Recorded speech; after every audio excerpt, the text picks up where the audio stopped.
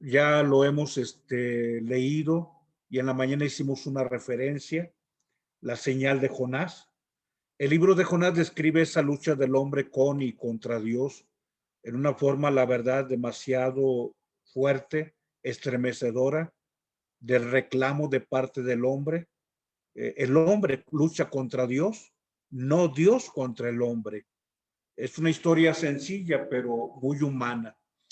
Se trata, como lo hemos visto, de un hombre que fue interpelado por Dios, que no quiere aceptar la misión que Dios le da, un hombre que es privilegiado porque el hecho de ser elegido significa de que Dios vio cualidades en la persona, pero este hombre, Jonás, que no accede, se irrita hasta desearse la muerte, sobre todo cuando Dios cumple con su promesa. Adelante, vamos recorriendo el texto, algunos versículos subrayados. Dios dirige su palabra a Jonás. La palabra de Yahvé fue dirigida a Jonás, Jonás 1:1. Dios lo ha elegido con esa triple cualidad que tiene la elección de la gratuidad. El que seamos elegidos no es que seamos los más elegibles, brota de un Dios que dice, soy yo quien los ha elegido, no ustedes a mí. La funcionalidad, cuando Dios elige, elige para algo, y sobre todo la inalterabilidad. Dios no se arrepiente de elegirnos. Y entonces Dios le da una misión, prepárate y vete a Nínive, la metrópoli, para anunciar que su maldad ha llegado hasta mí. La verdad es que tengo que decirte que la misión que Dios le delega a Jonás no es tan fácil. Ir a Nínive, ir a las Nínives, es en realidad muy complejo. No obstante, allí es donde está el destino del anuncio que tenemos que realizar. Un día le preguntábamos a don Raúl Vera, obispo de Saltillo, que qué pensaba sobre nuestro tiempo, lo difícil que es predicar en nuestro tiempo.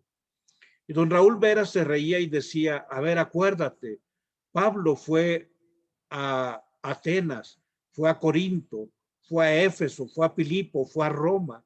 Eran ciudades muy difíciles y ahí es a donde tienes que ir. Yo quiero reiterar, Nínive no es algo tan fácil, pero Dios nos envía y Él es quien nos sostiene. Adelante. Jonás lo que va a hacer es levantarse y huir a Tarsis, y dice el texto bíblico, lejos del rostro de Yahvé. Jonás quiere estar lejos de Dios. Y entonces es un hombre muy práctico. O sea, un hombre que va a Jope, sabe que ahí sale un barco que va a zarpar a Tarsis, paga su pasaje, se embarca. O sea, digamos, Jope es una ciudad filistea en el puerto del Mediterráneo. Digamos, Jonás tiene soluciones precisamente para poder alejarse de Dios. Es un hombre práctico, un hombre inteligente. No obstante, adelante, esa huida de Jonás hacia Tarsis va a provocar pues, que sobrevenga una gran tormenta, que venga un momento difícil. Los marineros van a izar las velas, listo ya, vámonos para Tarsis, todo funciona a la perfección, quizá demasiado bien, y es que aun cuando a veces nos alejamos de Dios, esto no implica que aún en nuestro rechazo, Dios sigue cercano, Dios sigue tratándonos bien, Dios sigue ayudándonos aún en los momentos en que nosotros le rehusamos.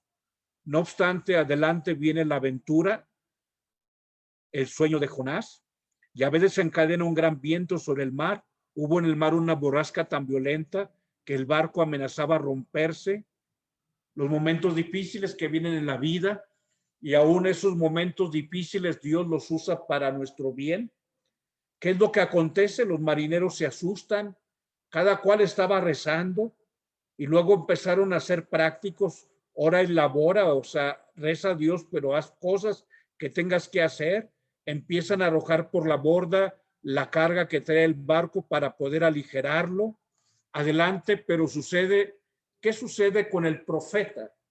¿Qué sucede con el hombre de Dios? Dice el texto que tú ya leíste, bajó hasta el fondo del barco, se había acostado y dormía profundamente. Y esto es quizá donde empieza a zarandearnos a ti y a mí lo que la palabra de Dios nos expresa. La lejanía del hombre es de Dios, la encontramos en un sueño, en un hombre que se duerme, que se letarga, que se priva, un hombre que está ausente del mundo, el mundo está destruyendo, la barca está hundiéndose y el hombre de Dios se encuentra simple y sencillamente confortable, agradablemente ubicado, durmiendo, aletargado, roncando, mientras que los demás están sufriendo. Dios no se opone a que nos aletarguemos, aún en medio de las mayores urgencias. Lo peor de todo es aceptar que estamos sedados, mientras que nuestro mundo se destruye, vivimos absortos mientras que los demás están sufriendo. Adelante. Aquí acontece lo más contradictorio.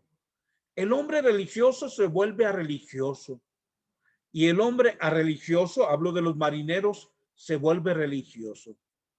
Fíjate cómo el hombre de Dios duerme y la gente, digamos, ruda, la gente ignorante, la gente que no conoce a Dios. Dice, el jefe de la tripulación se acercó a él y le dijo, ¿qué haces aquí dormido? Levántate e invoca a tu Dios. Como a veces dicen, hay que enseñar el Padre Nuestro al Padrecito. Hay que decirle, oye, ¿cómo puede ser que no te des cuenta de lo que estamos viviendo? Despierta. Y dice el jefe de la tribulación, quizá Dios tenga cuidado de nosotros y no pereceremos. Ponte a rezar, invoca a tu Dios. Y es curioso que aún los hombres más rudos y no los hombres religiosos de pronto somos demasiado cómodos. Los hombres religiosos de pronto tenemos la vida muy segura y nos olvidamos de la realidad. El hombre rudo busca soluciones. Los marineros dicen, bueno, vamos a echar a suertes. O sea, ¿dónde está el problema? Vamos a buscar una solución. Y resulta que echan las suertes y la suerte cayó sobre el culpable. ¿Quién es el culpable? El culpable es Jonás. Adelante.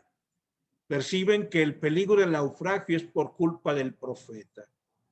Y entonces Jonás reconoce su condición y le preguntan, dinos por qué nos sucede esto, a qué te dedicas, dime de dónde vienes, dinos cuál es tu país, dinos de qué pueblo eres, por qué estamos naufragando, por qué estamos hundiéndonos. Y entonces el profeta no puede eludir lo que es. Soy hebreo, creo en Yahvé, Dios del cielo, y que hizo este mar que nos está tragando, que hizo el mar y la tierra. Fíjate cómo de pronto resulta que nos cuestionan quiénes somos. Y estoy seguro que quienes estamos aquí de pronto hemos estado activos en la iglesia. Habrá alguien que nos diga, oye, tú vas a la iglesia. Y tenemos que decir que sí. Ojalá que nunca neguemos nuestra condición. No podemos negar nuestra condición religiosa. Y aquí la expresión, fíjate cómo Jonás hace una profesión de fe. El Dios del cielo que hizo el mar y la tierra. O sea, yo creo en el Dios dueño de todo. Adelante. Jonás pide entonces a los marineros que lo solucionen todo. Yo tengo la culpa. Arrójenme al mar. Y así dice, le preguntaron, ¿qué podemos hacer contigo? El mar sigue enfureciéndose. Jonás le responde, arrójenme al mar y el mar se va a calmar. Reconozco que soy el culpable de esta gran borrasca que les está amenazando. Ojo, ojalá que nunca olvidemos que lo que hacemos o dejemos de hacer afecta o beneficia a los demás. El individuo depende de la comunidad y la comunidad también depende del individuo. Pero fíjate cómo los hombres religiosos se vuelven más religiosos todavía, porque Jonás le dice, arrójenme al mar, ¿y qué es lo que hacen ellos? Adelante. Los marineros no se deciden a echarlo por la borda. ¿Y qué es lo que hacen? Se pusieron a remar con ánimo de alcanzar la costa, pero no pudieron porque el mar seguía encrespándose en torno a ellos. Y entonces, después de que evitaron hacerle un daño al profeta, caen en cuenta de que era la voluntad de Dios y lo echaron al agua, no sin antes, fíjate, el religioso a religioso y los a religiosos religiosos, no sin antes decirle a Dios, perdónanos, porque vamos a echar a este hombre que nos trajo el naufragio, lo vamos a echar al mar. Y dice el versículo 1:15, y el mar calmó su furia. Nuevamente, digamos, una muestra de profunda religiosidad en quien menos se le espera. Así acontece a veces en el mundo. De pronto los religiosos nos volvemos a religiosos y quienes pensamos que no tenían religiosidad salieron más piadosos que el mismo cura, que el obispo, que la monjita y que el papa. Adelante. Empieza Dios a cumplir su propósito de manera inesperada. Pero fíjate cómo el profeta es útil en su inutilidad. O sea, cómo Jonás, incluso rechazando cumplir lo que tiene que hacer, aún así Dios sabe sacar cosas buenas. Ahí se trataba de marineros de nacionalidades diversas que se convierten. Fíjate cómo con este Jonás, que no quiere invitar a convertirse a Nínive, ya empezó el proceso de conversión que Dios mueve en el corazón de aquellos hombres. Versículo 16 dice, cuando vieron que tiraron a Jonás, que el mar se calmó, dice, aquellos hombres creyeron firmemente a Yahvé, le ofrecieron sacrificios y le hicieron promesas. Fíjate cómo, aun cuando nosotros, los que tenemos un encargo, no hagamos lo que tenemos que hacer, aún en esas condiciones Dios sabe sacar buenas cosas de nuestras cosas nefastas y sacar utilidad de nuestra inutilidad. Versículo 16. Aquellos hombres creyeron en Yahvé, le ofrecieron sacrificios y dijeron, te prometo que mi vida va a ser mejor. Le hicieron promesas. ¿Qué le pueden prometer a Dios? Sino que nuestra vida va a ser mejor. Adelante, entonces Dios va solucionando esto. Dispuso Yahvé que un gran pez se tragase a Jonás, y Jonás estuvo ahí 3 días y 3 noches. La señal de Jonás, que hoy precisamente el Evangelio nos refiere. Aquí vienen los textos de Mateo 16, Lucas 11, Mateo 12. Y bueno, aquí se subraya algo que es de suma importancia para nosotros. Con la caída llega la salvación. Dios dice, el Señor dice, no se les dará otra señal que la de Jonás. Efectivamente, Romanos 8:28, todo contribuye para el bien de los que aman a Dios. Aún los momentos difíciles que vivamos, Dios nos ofrece salvación. Y fíjate, adelante viene ahora un hermoso salmo, una hermosa oración de Jonás. Esta oración se llama De Profundis, desde lo profundo, es la oración de Jonás. Vamos a compartirla de forma fluida. Dice, Jonás oró a Yahvé, su Dios, desde el vientre del pez, diciendo, en mi angustia clamé a Yahvé y él me respondió. Desde el seno del abismo grité y tú me escuchaste. Me habías arrojado lo más hondo en el corazón del mar. La corriente me arrastraba, todo tu oleaje me arrollaba. Yo me dije, me has arrojado de tu presencia. ¿Cuándo volveré a contemplar tu santo templo? Las aguas me asfixiaban el aliento, el abismo me envolvía, las algas enredaban mi cabeza. Bajé hasta los cimientos de los montes, la tierra se cerró para siempre sobre mí. Pero tú sacaste mi vida de la tumba, Yahvé Dios mío. Cuando mi aliento desfallecía, me acordé de Yahvé y mi oración llegó hasta ti, hasta tu santo templo. Los que adoran falsos ídolos traicionan su lealtad. Yo, en cambio, en tono de acción de gracias, te ofreceré sacrificios y cumpliré los votos que te hice. La salvación viene de Yahvé. Adelante. Viene la segunda parte del libro. Ya pasó el capítulo 1 con la historia narrada y el capítulo 2 con esa oración llamada de profundis. Y otra vez, esta segunda parte empieza otra vez. Lo que expresaba, cuando todo se acaba, Dios empieza de nuevo. Y se fue dirigida por segunda vez la palabra Yahvé a Jonás. Dios es terco, hermosamente terco, porque ama y no quiere la muerte, no quiere la destrucción. Levántate, vete a Nínive, la metrópoli, y proclama lo que yo te digo. ¿Por qué? Porque nosotros creemos en el Dios de las oportunidades. Porque nosotros creemos en el Dios que cuando todo tu proyecto se te ha terminado, Él dice, tengo un nuevo proyecto. Nosotros creemos en el Dios que te dice, cuando nadie cree en ti, yo sí creo en ti. Yo no me canso. Y como Jonás ya se había familiarizado y sabía que negarse, pues era algo que no le resultaba, dice Jonás 3:3, levantóse Jonás y fue a Nínive. Adelante, fíjate cómo Dios le va a facilitar la jornada a Jonás. Nínive era una gran metrópoli con un recorrido de 3 días. Y dice, Jonás comenzó a atravesar la ciudad y caminó un día entero.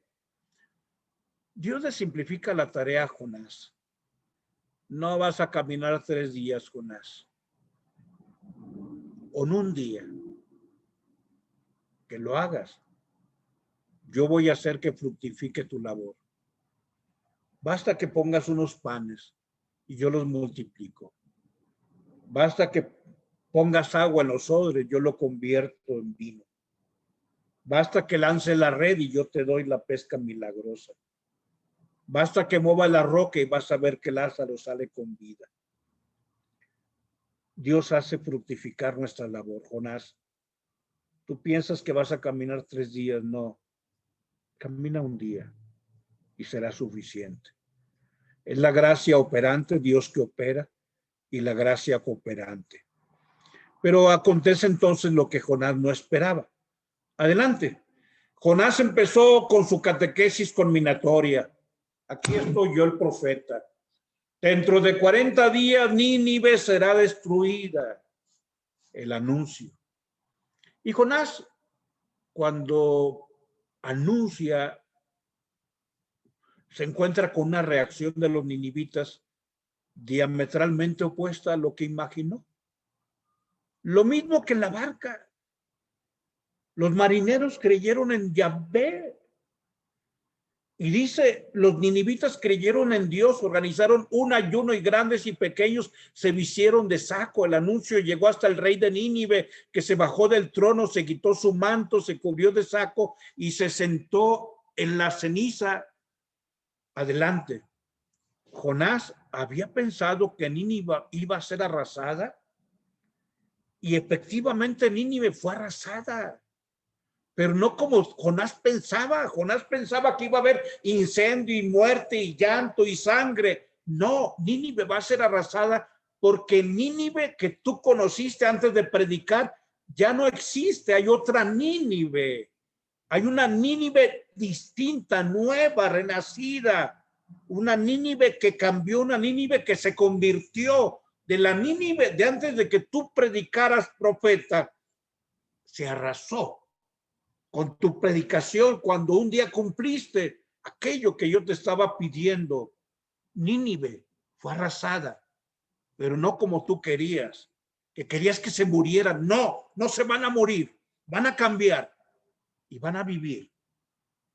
Pero Nínive ya no es la misma de antes. ¿Y por qué no iba a ser así?